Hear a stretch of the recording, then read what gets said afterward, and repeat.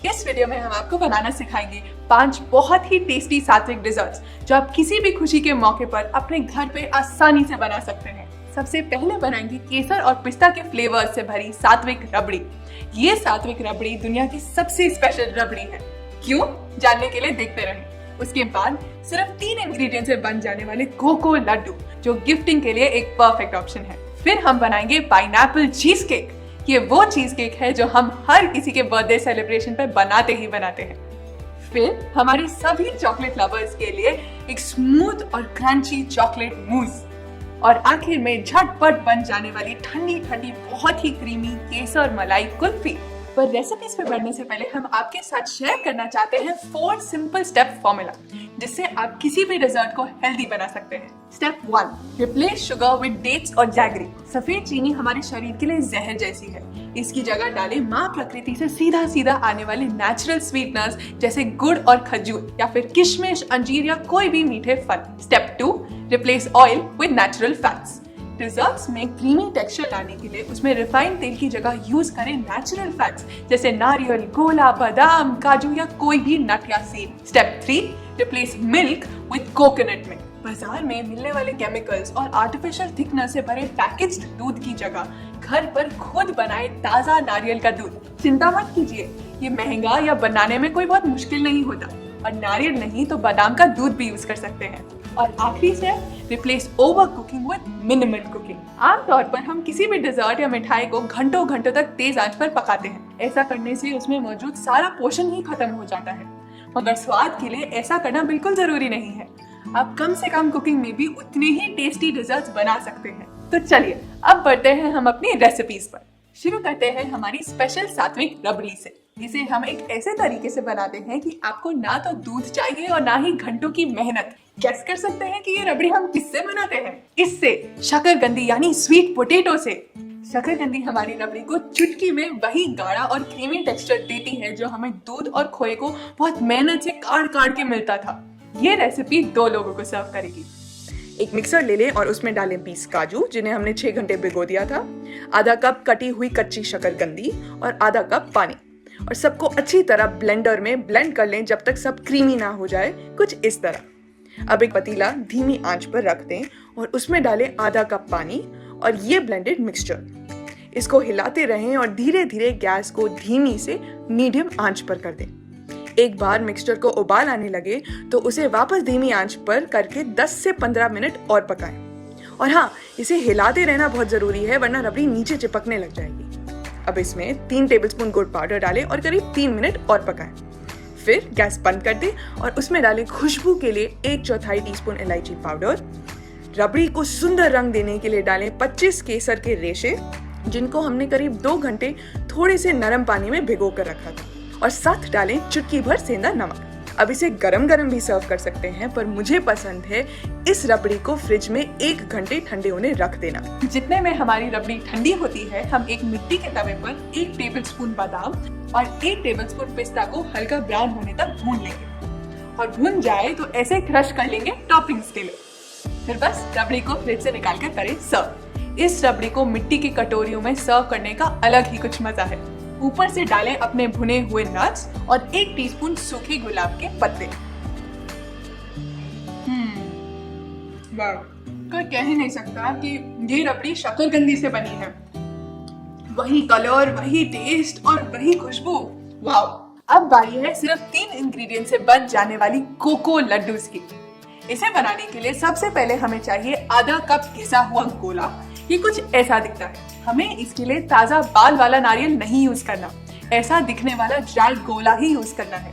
गोले में नारियल के मुकाबले ज्यादा तेल होता है जो लड्डुओं की शेप को होल्ड करने में मदद करता है। घिसे हुए गोले को एक मिक्सी में डाल दें और ऊपर से इसमें डालें 1/4 कप भिगोए हुए काजू। नट्स और सीड्स को हमेशा भिगोकर ही खाएं क्योंकि उससे उन्हें पचाना आसान हो जाता है। हमारा तीसरा और आखिरी इंग्रेडिएंट है आधा कप किशमिश। बस अब इन सबको तब तक ब्लेंड करें जब तक ये तीनों इंग्रेडिएंट्स अच्छे से पिस ना जाए। ज्यादा ब्लेंड नहीं करना है वरना मिक्सचर स्टिकी हो जाएगा। आखिर में स्पैचुला की मदद से मिक्सचर को एक बोल में निकाल लें और इस तरह हाथ से छोटे छोटे लड्डू बना लें। इन्हें घिसे हुए गोले से कवर कर लें। लीजिए, हो गए हमारे कोको लड्डू तैयार। ये रेसिपी आपको 8 से 10 लड्डू देती है। इन लड्डुओं की खास बात ये है कि आप इन्हें बड़े आराम से 5 से 6 दिन स्टोर कर सकते हैं। अगली रेसिपी पे बढ़ने से पहले हम आपको बताना चाहते हैं कि सात्विक फूड बुक अब हिंदी में भी अवेलेबल है। बहुत मेहनत और टाइम के बाद फाइनली हमने इस फूड बुक को हिंदी में ट्रांसलेट कर लिया, ताकि आप में से जो भी हिंदी में ज्यादा कंफर्टेबल है अब वो रेसिपीज बना सके और अपने कुक्स को भी बनाने के लिए दे सके। चलिए अब बढ़ते हैं हमारी अगली डेजर्ट पर, पाइनएप्पल चीज केक। ये रेसिपी हम हर बर्थडे और हर सेलिब्रेशन पे बनाते हैं। सच बताऊं तो पांचों में से ये मेरी फेवरेट रेसिपी है और इसे बनाने के लिए हमें किचन में सिर्फ 15 मिनट लगते हैं। इस रेसिपी के 2 भाग हैं, केक का क्रस्ट यानी कि बेस और दूसरा इसकी क्रीमी और फ्रूटी चीज। क्रस्ट बनाने के लिए सबसे पहले मीडियम आंच पर एक मिट्टी का तवा रख लें। इसमें आधा कप पंपकिन सीड्स यानी कद्दू के बीज और आधा कप बादाम डालें। अब इन्हें धीमी आंच पे हल्का ब्राउन होने तक भूनें। ध्यान रहे कि ये जरा से भी ना जल जाए, वरना आपकी क्रस्ट में एक जला हुआ स्वाद आएगा। जब ये हल्के ब्राउन हो जाएं तो इन्हें एक मिक्सी में निकाल लें और इसमें डालें आधा कप भिगोए हुए खजूर बिना बीज के, 1/4 टीस्पून सेंधा नमक और ब्लेंड कर लें। क्रस्ट थोड़ा क्रम्बली ही होना चाहिए। अब इसे निकालकर साइड पे रख दें। चलिए अब बनाते हैं हमारा चीज। इसे बनाने के लिए एक मिक्सी में डालें 1 कप कटा हुआ पाइनएप्पल। इसके बाद डालें 1.5 कप भिगोए हुए काजू, इन्हें हमने 6 घंटे भिगो कर रखा था।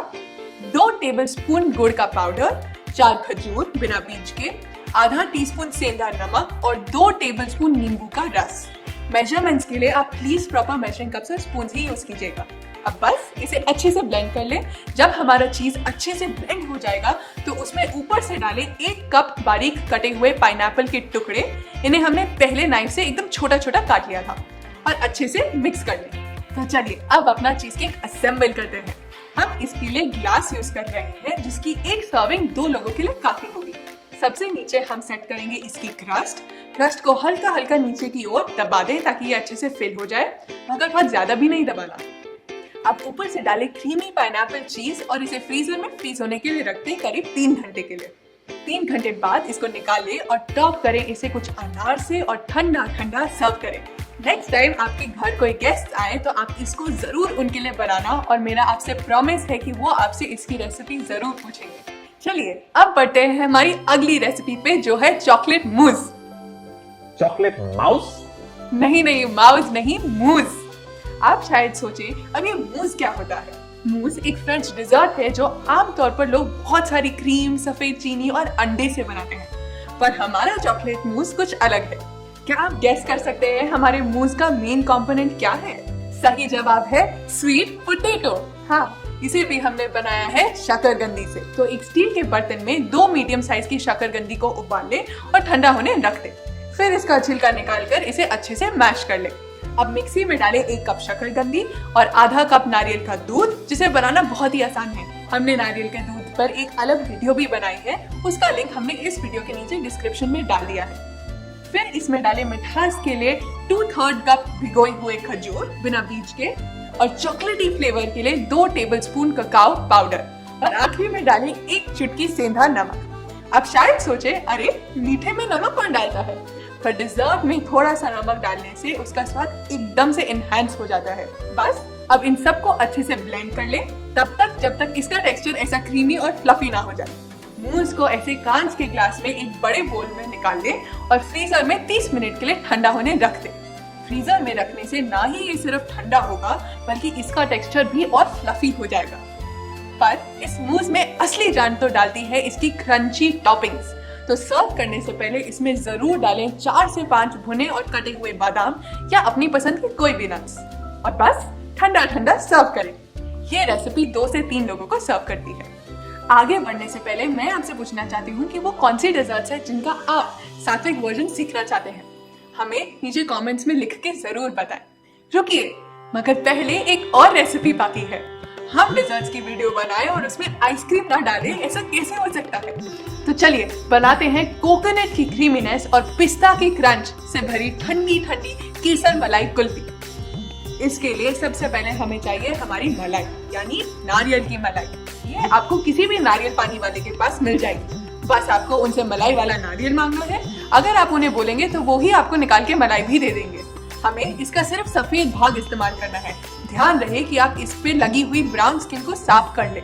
हमें कुल्फी के लिए सिर्फ 1 कप मलाई चाहिए। उसमें ऊपर से डालें आधा कप भिगोए हुए काजू, मिठास के लिए डालें 1/4 कप गुड़ का पाउडर, 4 खजूर, फिर इसमें डालें 1/3 कप नारियल का पानी। आप चाहे तो सादा पानी भी यूज कर सकते हैं। और आखिर में फ्लेवर के लिए डालें 10 केसर के स्ट्रैप्स, 1 चुटकी इलायची पाउडर और 1 चुटकी सेंधा नमक। बस अब इन सब को ब्लेंड कर ले और लो, हो गई आपकी घर पर बनी स्वादिष्ट केसर मलाई कुल्फी तैयार। अब इसे एक कांच या स्टील के बर्तन में निकाल लें और 30 मिनट के लिए फ्रीजर में रख दें। बस इतनी सी रेसिपी? हाँ, बस इतना ही।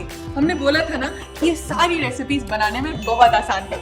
जब कुल्फी अच्छे से जम जाए तो इसको एक चम्मच की मदद से एक छोटे कटोरे में निकाल ले और ऊपर से क्रंच के लिए डाले भुने और कटे हुए पिस्ता और सूखी गुलाब की पत्तियां। इनका हरा और गुलाबी रंग आपकी कुल्फी को और भी सुंदर बना देता है। हमारे घर पर बच्चों से लेकर बड़े सभी को ये कुल्फी बहुत पसंद है। गर्मियों के महीनों में तो ये हर हफ्ते हमारे घर एक बार तो बनती ही है। तो अगली बार जब भी आपके घर पर कोई सेलिब्रेशन हो या आपका कुछ मीठा खाने का मन करे तो ये रेसिपी जरूर ट्राई करिए। और अगर आपको ये रेसिपीज पसंद आई और आप ऐसी और हेल्दी रेसिपीज सीखना चाहते हैं तो हमारी वेबसाइट से सात्विक फूड बुक आज ही ऑर्डर करें। इसमें मिलेगी आपको सूप, सैलेड्स और मेन कोर्स से लेकर स्मूदीज, आइसक्रीम्स और डिजर्ट्स तक की डिलीशियस सात्विक रेसिपीज। और अगर आप सात्विक लाइफस्टाइल के बारे में और जानना चाहते हैं तो हमारी अगली वर्कशॉप जरूर अटेंड करें, जिसमें आप इस लाइफस्टाइल की डिटेल नॉलेज ले सकते हैं। और अगर आप ऐसी और वीडियोस देखते रहना चाहते हैं तो यहाँ क्लिक करें। अभी के लिए इतना ही, हम आपसे जल्द वापस मिलेंगे।